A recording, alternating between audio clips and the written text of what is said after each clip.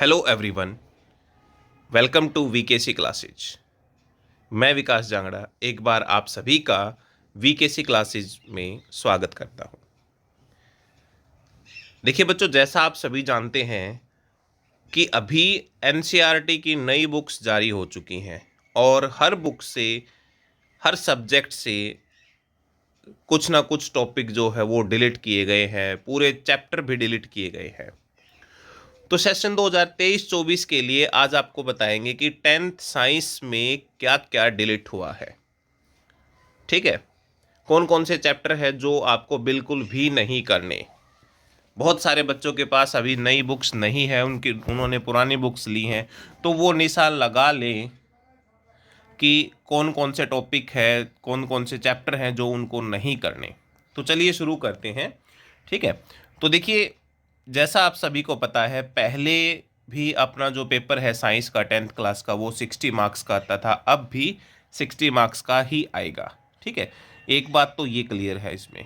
ठीक है, अब जो 40 मार्क्स हैं उसको क्या किया कि प्रैक्टिकल के 20 मार्क्स हैं और जो इंटरनल असेसमेंट है वो भी 20 मार्क्स है, ये सेम है। ठीक है, प्रैक्टिकल में यहाँ पर बता दिया है कि कैसे कैसे 20 मार्क्स जो है वो डिवाइड हुए हैं। तो उसके लिए क्या है कि 2 एक्सपेरिमेंट होंगे आपके 6-6 नंबर के। ठीक है, यानी 12 नंबर के तो आपके प्रैक्टिकल के एक्सपेरिमेंट लगेंगे। एक 3 नंबर की एक्टिविटी होगी इसमें, और जो प्रैक्टिकल फाइल है उसके 2 नंबर मिलेंगे आपको, और वाइवा जो होगा वाइवा के 3 नंबर मिलेंगे। यानी 12 तो ये हो गए, 12 3 15 और 2 17 और 3 20। जो 20 नंबर है प्रैक्टिकल के वो आपके इस प्रकार से डिवाइड होंगे। ठीक है, अब जो इंटरनल असेसमेंट है, जो 20 मार्क्स हैं, वो कैसे कैसे डिवाइड होंगे तो वो देखिए। ठीक है, इंटरनल असेसमेंट में जो किया गया है वो आपके जो यूटी वगैरह जो टेस्ट होंगे ना, तो उनके लिए है। अब उसमें क्या होगा, जो इंटरनल असेसमेंट होगी उसमें से कहता है कि पहले में 4 मार्क्स, 2 आपके एसएटी एग्ज़ाम होंगे। ठीक है, और वो आपके क्या होंगे, 4 नंबर के होंगे, जिनके फाइनल मार्क्स जो इंटरनल असेसमेंट होगी फाइनल में उनमें से ये जुड़ेंगे।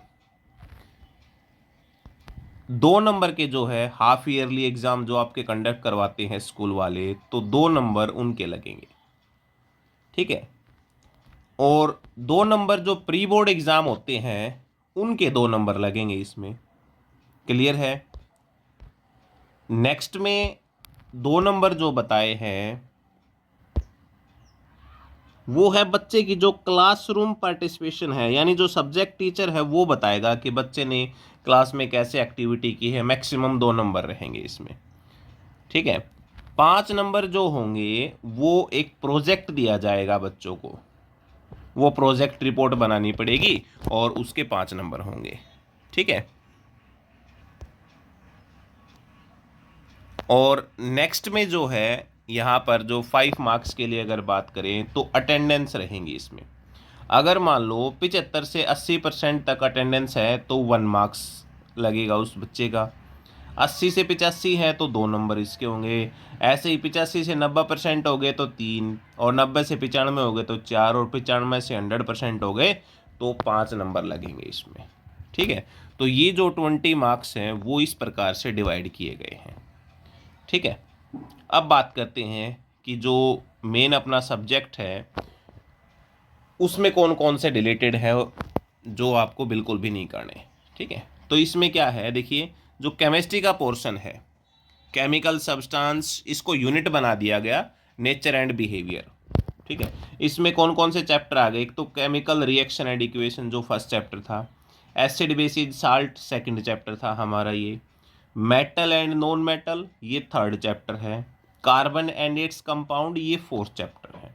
ठीक है, केमिस्ट्री के अंदर चैप्टर नंबर 5 जो है उसको परमानेंटली डिलीट कर दिया गया है, पीरियोडिक क्लासिफिकेशन ऑफ एलिमेंट, वो आपको बिल्कुल भी नहीं करना।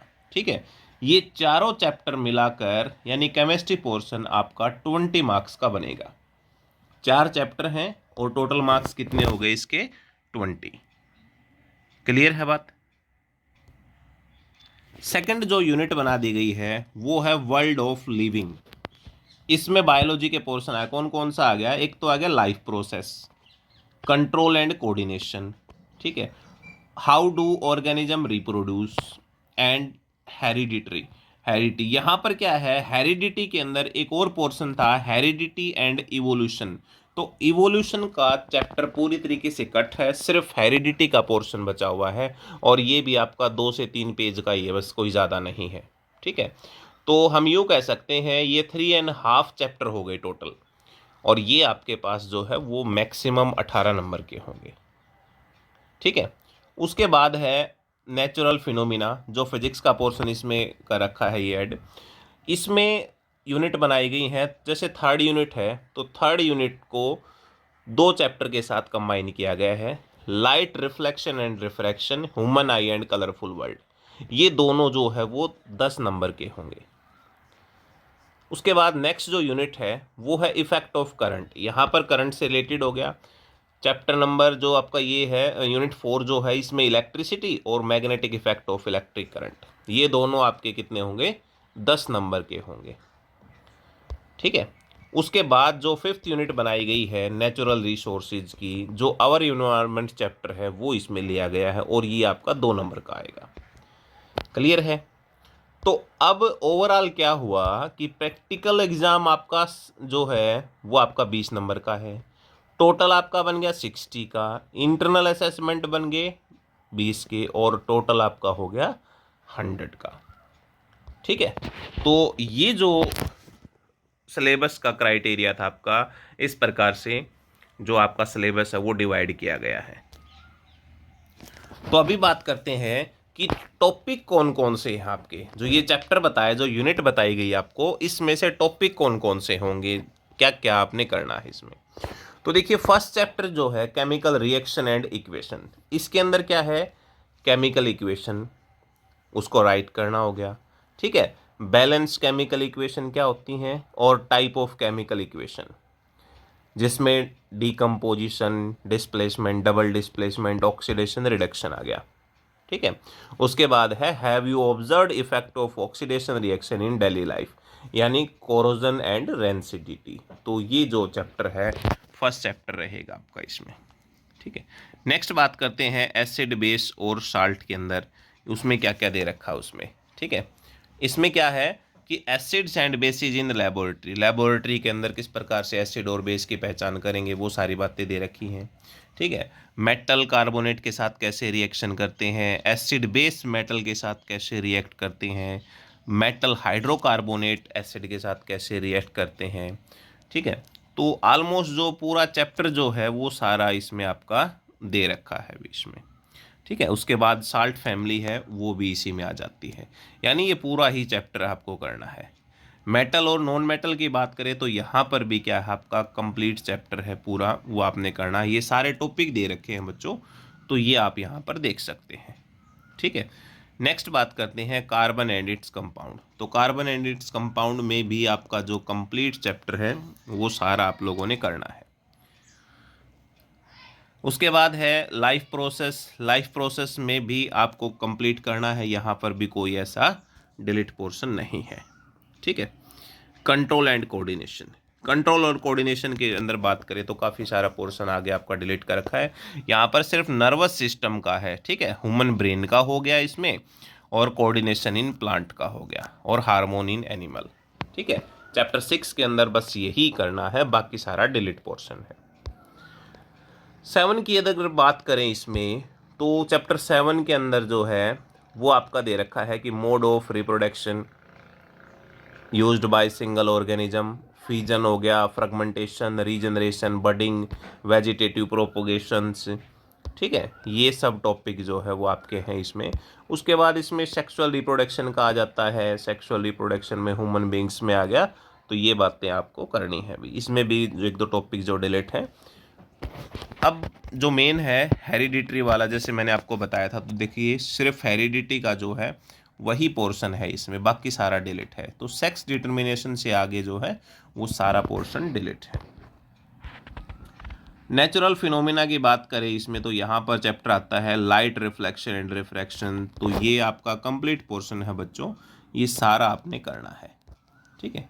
ह्यूमन आई की बात करें तो ह्यूमन आई में भी आपका जो है वो कंप्लीट है। पावर ऑफ अकोमोडेशन दे रखी है, डिफेक्ट दे रखे हैं, ट्विंकलिंग ऑफ स्टार हो गया, ठीक है, scattering of light, Tyndall effect, ये सारे पोर्शन आपको कंप्लीट करना है। यूनिट 4 इलेक्ट्रिक करंट की बात करें तो इलेक्ट्रिक करंट है, इलेक्ट्रिक पोटेंशियल है, पोटेंशियल डिफरेंस, ओम्स लॉ हो गया, किन फैक्टर के ऊपर ये डिपेंड करता है, रेजिस्टेंस से, वो बातें आ गई इसमें। ठीक है। और हिटिंग इफेक्ट ऑफ करंट हो गया, प्रैक्टिकल यूनिट दे रखी है इलेक्ट्रिक, ये भी आ गया, यानी कंप्लीट पोर्शन आपका इसका है। ठीक है। फिर है चैप्टर नंबर 12 की बात करें तो यहाँ पर भी आपका जो है ऑलमोस्ट दे रखा उसमें, लेकिन यहाँ पर इलेक्ट्रिक मोटर और जो जनरेटर है वो दोनों टॉपिक यहाँ पर कट कर दिए गए इसमें। ठीक है। एक दो एक्टिविटी भी इसमें डिलीट है। नेचुरल रिसोर्सेज में बात करें तो सिर्फ ओजोन लेयर से संबंधित है, फूड चेन और फूड वेब से, बाकी सारा इसमें डिलीट पोर्शन है। तो ये था बच्चों आपका 10th साइंस का कंप्लीट सिलेबस। ठीक है। इसके अकॉर्डिंग आप लोगों ने तैयारी करनी है।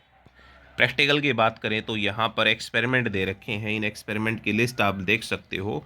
सिर्फ यही आपको एक्सपेरिमेंट है करने हैं, बाकी आपको नहीं करने इसमें। ठीक है।